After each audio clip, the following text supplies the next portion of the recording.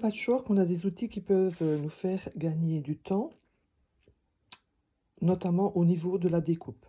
Donc je vais vous présenter les 3 outils, dont on a vraiment besoin pour commencer. C'est la planche de découpe, une règle patchwork notamment, hein, pas d'autres règles, et le cutter rotatif. Donc la planche de découpe, j'ai pris celle-ci qui est ronde pour l'exercice que je vais vous faire. Mais l'avantage de celle-ci, c'est surtout qu'on peut la tourner en rond. Donc elle est faite d'un double fond en mousse, ce qui fait que ça adhère bien à la table. Et que vous pouvez sur un moyeu central, et du coup on peut la tourner. Et quand on va découper, vous allez voir, c'est assez pratique. En général, je ne fais pas acheter cette planche à mes élèves dans un premier temps. Je leur fais plutôt acheter la grande planche toute simple de 45 par 60 cm, mais qui est en inch sur une face et en centimètres de l'autre face, donc elle peut servir dans les deux cas. L'avantage de cette grande planche, c'est que quand on achète les tissus en 110 cm de large, vous les achetez toujours pliés en deux, hein, donc ils font 55. Et donc du coup, vous voyez, c'est beaucoup trop grand pour celle-ci. Mais sur cette planche de 45 par 60, c'est l'idéal. Les règles, pour cette fois, je vais travailler avec cette règle de 30 cm par 15. De nouveau adapté à mon format de travail ici, mais je leur fais souvent toujours acheter dans un premier temps la grande règle de 60 cm par 15. Vous avez différentes marques dessus qui vont vous aider pour les différentes techniques, les découpes en ligne droite bien sûr, mais aussi quand vous devez couper des bandes, des losanges en série. Et cet appareil, du coup, va vous apporter de la facilité et un gain de temps. Et le cutter rotatif, le 45 mm qui est le plus courant. Vous avez différentes tailles. En fonction des techniques, évidemment, aussi, on va adapter la taille de son cutter. Mais celui qu'on utilise le plus est tout de même celui-ci. Les lames se changent au bout d'un certain temps. Vous allez voir que quand ça ne coupe plus bien, c'est plutôt intéressant de changer sa lame. Et donc là, c'est la marque Olfa, mais je vends également la marque Clover, qui est très bien. Et en général, les lames d'une marque ou l'autre vont sur les différents cutters aussi. Donc le point d'ancrage de la lame est la même pour tous les cutters, toutes les marques. Si on analyse les règles, donc elles sont quadrillées tous les 5 cm, et ça dans les deux sens, avec les lignes les plus foncées. Et puis, vous avez les lignes les plus longues dans ces carrés de 5 cm sont toujours les centimètres. Et les lignes, les demi-centimètres sont les lignes moyennes.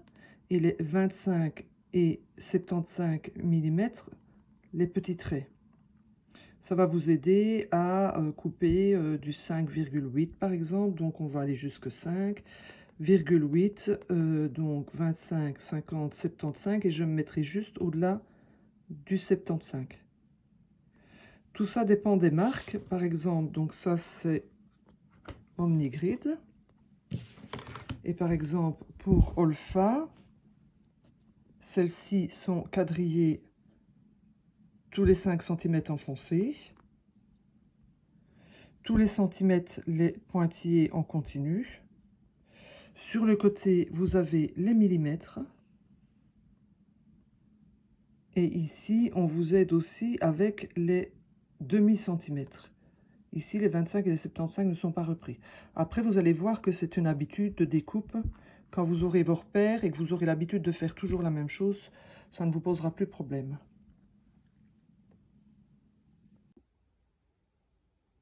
Donc la première chose à faire quand on va découper son tissu, c'est tout d'abord de retirer la lisière.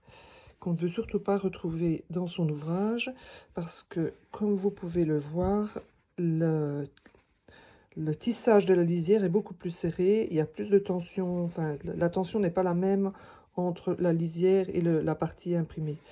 Et donc souvent aussi, on peut apercevoir les petits points d'ancrage du tissu lors de l'impression. Donc pour retirer cette lisière, on va prendre notre règle, on va la déposer. Alors je vais mettre de l'autre côté parce que vous voyez, mes deux tissus déjà ne sont pas bord à bord.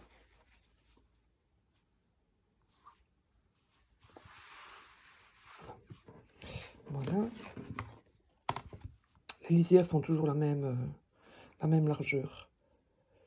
Donc là, je vais bien me mettre parallèle au bord du tissu. Je me mets bien en appui sur ma règle et je vais passer mon cutter du bas vers le haut. Alors vous voyez, ma lame n'est plus très efficace, donc je repasse une seconde fois, mais toujours du bas vers le haut. Je ne bouge pas ma main ici tant que j'ai pas fini et tant que ce n'est pas coupé. Voilà. Ici, vous avez une coupe qui est bien nette, beaucoup plus nette que si vous l'aviez fait au ciseau. Donc cette vidéo est faite pour vous montrer l'utilisation donc des trois éléments, règle, cutter et tapis de découpe, mais également pour le premier bloc de mon Quilt Mystère 2025 Country, où je vais vous expliquer comment couper ces carrés, notamment le A, et du coup ça peut vous servir dans tous vos projets de découpe de patchwork. Quand vous achetez vos tissus, ils ne sont pas nécessairement toujours coupés à la même largeur correctement partout. La personne qui va vous les vendre ne va pas nécessairement prendre le temps de vous couper ça avec précision, mais pour la confection de blocs de patchwork, c'est à vous de le faire et ça doit être impeccable. Donc, vous allez plier vos tissus. Là, on peut travailler jusqu'à 4 voire 8 épaisseurs si votre lame est très nouvelle, mais déjà 4 épaisseurs, c'est déjà pas mal. Normalement, on travaille principalement à 2 épaisseurs. Là, comme mon mat tournant est plus petit que si j'avais pris mon mat, enfin ma planche de découpe de 45 par 60, donc je me mets en 4 épaisseurs. Je vais d'abord faire ce qu'on appelle égaliser sa tranche ici pour que les 4 épaisseurs soient nettes exactement au même endroit, coupées exactement au même endroit. Donc pour ça, je me réfère à mon pli donc mon tissu est plié en 4. 1, 2, voici le pli du tissu quand je l'ai acheté. Je me mets bien en parallèle ici tout ou bien bord à bord. Et je vais mettre le bord de ma règle sur le pli de mon tissu.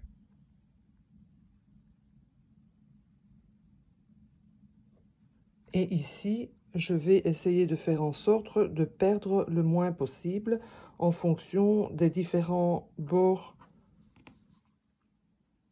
du pliage pour être sûr que je coupe bien les 4 épaisseurs. Je me mets bien en appui. Vous devez toujours vous mettre en appui sans être trop près du bord pour ne pas vous couper les doigts au moment de la découpe, mais sur une table aussi qui vous correspond, qui est à une bonne hauteur pour que vous soyez bien en appui, pas trop haute, pas trop petite, pour ne pas risquer de bouger au dernier moment et surtout au moment de la découpe. Donc je remets ma règle, je me mets bien en appui et je vais couper du bas vers le haut. Et si la lame n'est plus aussi efficace, je repasse une seconde fois. Voilà. Tant que je n'ai pas fini de découper, je ne lâche pas. Votre cutter, si vous regardez, la partie qui coupe, c'est la partie ici du bord. Donc vous devez toujours positionner votre cutter perpendiculaire à votre planche de découpe. Si vous vous mettez plus de travers, ben évidemment, vous n'êtes pas sur le tranchant de la lame et donc vous ne couperez pas correctement. Même si votre lame est neuve, dans ces cas-là, il peut arriver que vous ayez l'impression qu'elle ne coupe pas bien, mais en réalité, vous devez toujours bien mettre votre cutter perpendiculaire à la planche de découpe.